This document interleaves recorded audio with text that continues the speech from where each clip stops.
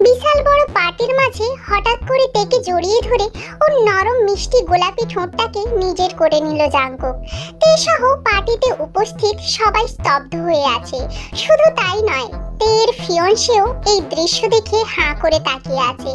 Jungkook এরকম অনাকাঙ্ক্ষিত একটা আচরণ করবে সেটা কেউই ভাবেনি। এদিকে তে ওকে সরানোর জন্য অনেক বল প্রয়োগ করছে, কিন্তু জাঙ্কুকের পুরুষালী শক্তির কাছে সে বল কিছুই না। জাঙ্কুক যেন তের মিষ্টি স্বাদে হারিয়ে গেছে, ওকে ছাড়ছেই না। তবে এই দৃশ্য তের ফিয়ন্সে মানে বোগাম বেশিক্ষণ আর দেখতে পারে না। ও ওদের কাছে এসে জাঙ্কুককে জোরে হ্যাঁচকা টান মেরে দূরে সরিয়ে দেয়। জাঙ্কুকের বডিগার্ডরা বোগামের দিকে এগিয়ে যেতে গেলে জাঙ্কুক ওদের থামিয়ে দেয়। তে হাঁপাচ্ছে বোগামের পাশে। জাঙ্কুক ওর ঠোঁটে হাত দিয়ে তের দিকে তাকিয়ে মুচকে হাসছে। তের কাছে এই হাসিটা এখন বিষের মতো লাগছে। ওর প্রচন্ড অস্বস্তি আর রাগ লাগছে। এবার বলা যাক এই অনাকাঙ্ক্ষিত এবং অপ্রত্যাশিত ঘটনাটার শুরুটা। কয়েকদিন আগে বোগাম এবং তের বিয়ে ঠিক হয়েছিল পারিবারিকভাবেই। তের বাবা এবং বোগামের বাবা দুজনই অনেক বড় বিজনেসম্যান। শুধু তাই নয়, তারা বিজনেস পার্টনারও। তাই তাদের এই পার্টনারশিপটা আত্মীয়তাতে পরিণত করার জন্য তাদের দুজনের ছেলে ও মেয়ের বিয়ে ঠিক করেন একসাথে। তে এবং বোগাম দুজনই এই বিয়েতে সম্মতি পোষণ করেছে। তাই ওদের বিয়ে ঠিক করার উপলক্ষে ওদের বাবারা আজ একটা বড় পার্টির আয়োজন করেন। এই পার্টির মাধ্যমে ওদের বিয়ের তারিখও ঠিক করার কথা ছিল। ওদের বাবারা এই পার্টিতে অনেক বড় বড় বিজনেসম্যানদের ইনভাইট করেছেন। তাদের মধ্যে একজন হলো Jungkook, world famous company Jeon group of ইন্ডাস্ট্রির একমাত্র মালিক। জাঙ্কুক নিজে বিলিয়ন বিলিয়ন মার্কিন ডলারের মালিক। সে বোগামের বাবা আর তের বাবার বিজনেসকেও হাজারবার কেনার ক্ষমতা রাখে। তো পার্টিতে নাচের আয়োজন করা হয়। এটি একটি এমন নাচ যেখানে গানের সাথে সাথে নাচের পার্টনারও পরিবর্তন হয়। ঠিক সেই অনুযায়ী জাঙ্কুকের নাচের পার্টনারও যখন তে হয়, ও আর পার্টনার পরিবর্তন করে না। তের মুক্তোর মতো জলজল নয়নের দিকে তাকিয়ে ঠোঁটের কোণায় মুচকি একটা হাসি নিয়ে জাঙ্কুক ওর সাথে নাচতে থাকে। নাচের এক পর্যায়ে গান বন্ধ হলে তে কিছু বোঝার আগেই ওর গোলাপি ঠোঁটে জাঙ্কুক দখল করে নেয়। জাঙ্কুক হঠাৎ করে তের পুরো পরিবারের সামনে এমন অস্বাভাবিক একটা আচরণ করলো, ফলে উপস্থিত সবাই হতভম্ব হয়ে আসে। কারো কোনো সাহস নেই ওর বিরুদ্ধে কিছু বলার, কারণ সবাই জাঙ্কুকের আন্ডারে। কেউ ওর দিকে আঙুল তুললে তার লাইফ ও শেষ করে দেবে। তাই সবাই চুপ করে আছে। কিন্তু হঠাৎই বোগাম তের দিকে তাকিয়ে কিছুটা ক্ষিপ্ত স্বরে জাঙ্কুককে বলে, আমার ফিউচার ওয়াইফের সাথে আপনি এটা কি করলেন? এর মানে কি? জাঙ্কুক হাসতে হাসতে বোগামের কাছে আসে। তের দিকে একবার তাকিয়ে বোগামের কলারটা ঠিক করে দিতে দিতে বলে, আমার ফিউচার ওয়াইফের সাথে আমি যা ইচ্ছা তাই করতে পারি। সেটার উত্তর কি আপনাকে দিতে হবে মিস্টার বোগাম? বোগামের চোখ বড় বড় হয়ে যায় জাঙ্কুকের কথা শুনে। বোগামের পরিবার পাশেই দাঁড়িয়েছিল। ওর বাবা দ্রুত এসে বলে, বাবা, এ তুমি কি বলছো? তে তোমার ফিউচার ওয়াইফ কিভাবে? বোগামের সাথে তো ওর বিয়ে ঠিক হয়েছে। হয়েছে তো কি হয়েছে সেটা বাদ এখন, কারণ ওর বিয়ে এখন আমার সাথে হবে। তের কাছে গিয়ে ওর গালে হাত রেখে বলল। পার্টির সবাই আশ্চর্য হয়ে যায়। তে নিজের কানকে বিশ্বাস করতে পারছে না। ও জাঙ্কুকের হাত সরিয়ে দিয়ে বলে, আপনার কি মাথা ঠিক আছে? এসব কি বলছেন আপনি? পাশ থেকে বোগামু জোর গলায় বলে ওঠে, এটা অসম্ভব। আমি তেকেই বিয়ে করব। আপনি অর্থের জোরে এভাবে আমাদের সম্পর্ক ভাঙতে পারেন না। জাঙ্কুক অট্ট হাসিতে ভেঙে পড়ে। ও হাসতে হাসতে বলে, এটা বাস্তব জীবন, এখানে অর্থের জোরই সব। মিস্টার পার্ক, আপনি আপনার ছেলে এবং পরিবার নিয়ে বাড়ি চলে যান, না হলে সামনে কি হবে তার দায়ভার কিন্তু আমার নয়। বাবা, আমরা কোথাও যাব না। উনি যা বলবেন আর তাই হবে না, কখনো না। তে শুধু আমারই হবে। তের বাবা মা অসহায়ের মতো দাঁড়িয়ে আছেন, কারণ তারা জানেন জাঙ্কুক কতটা খারাপ।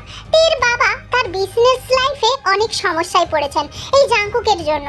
জাঙ্কুক হেসে হেসে কথা বলে অনেকের বিজনেস শেষ করে দিয়েছে। তা তের বাবা বেশ ভালো করেই জানেন, কিন্তু সেটা জানে না বোগাম।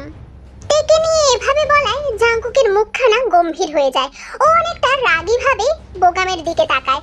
তারপর পাশে সোফাতে বসে ওর পার্সোনাল সেক্রেটারির দিকে তাকিয়ে একটা ইশারা করে। বাস মাত্র 10 মিনিট পর একটা কল আসে বোগামের বাবার কাছে। হ্যালো স্যার, হ্যাঁ বলো। স্যার সর্বনাশ হয়ে গেছে। মানে কি হয়েছে? পার্টির সবাই বোগামের বাবার দিকে তাকিয়ে আছে। বোগাম ওর বাবার কাছ থেকে ফোন নিয়ে লাউড স্পিকারে দিয়ে দেয়। Sir, Jeon group of industries আমাদের ডিলারশিপ বাতিল করে দিয়েছে। শুধু তাই না স্যার, আমাদের কোম্পানির ব্যাংকক্রাফট করে দিয়েছে। আমরা তো এখন পথে এসে গেছি স্যার। বোগামের বাবা সাথে সাথে অস্থির হয়ে যায়। বোগাম তো পুরো স্তব্ধ হয়ে গিয়েছে। ওর বাবা দ্রুত জাঙ্কুকের কাছে এসে বলে, বাবা, আমার ছেলেকে ক্ষমা করে দাও।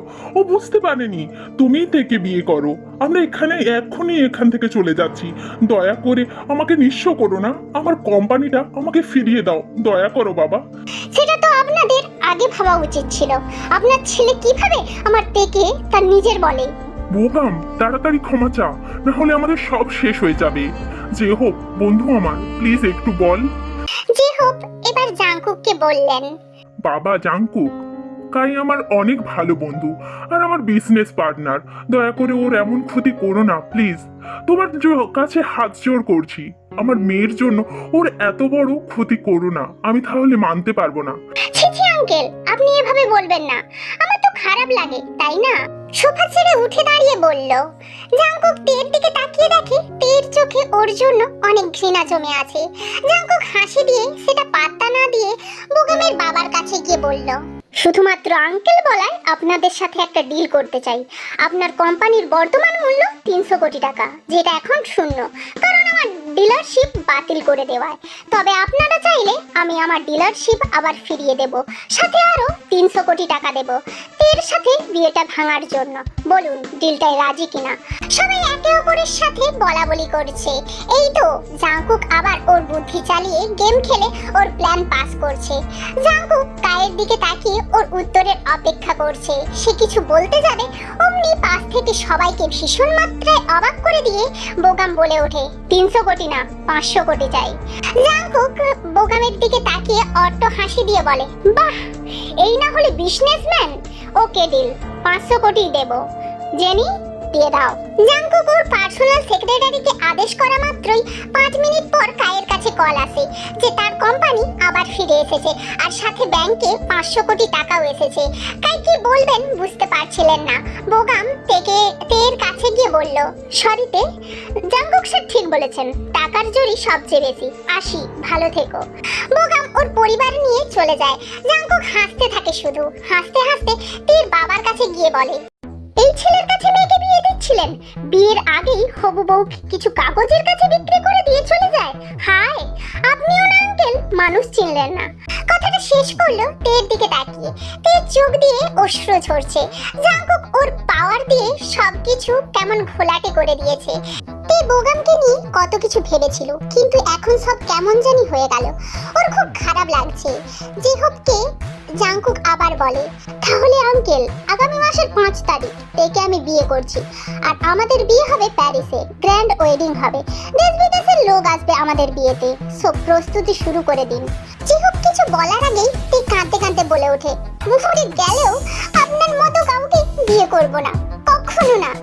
জাঙ্কুক ওর দিকে কিছুক্ষণ তাকিয়ে আস্তে আস্তে হেঁটে তের কানের কাছে গিয়ে বলে, বোগামের বাবার মতো অবস্থা যদি তোমার বাবার না চাও, তাহলে চুপচাপ বিয়েতে রাজি হয়ে যাও, না হলে আমাকে ফিরিয়ে দেওয়ার পরিণতি খুব খারাপ হবে।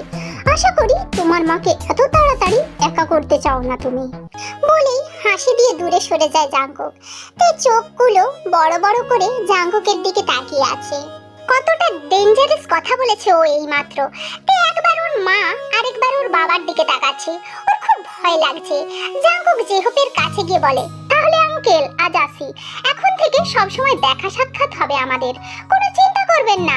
আচ্ছা। জাঙ্কুক তের দিকে তাকিয়ে একটা মুচকি হাসি দিয়ে ওর বডিগার্ড আর সেক্রেটারি নিয়ে চলে আসে।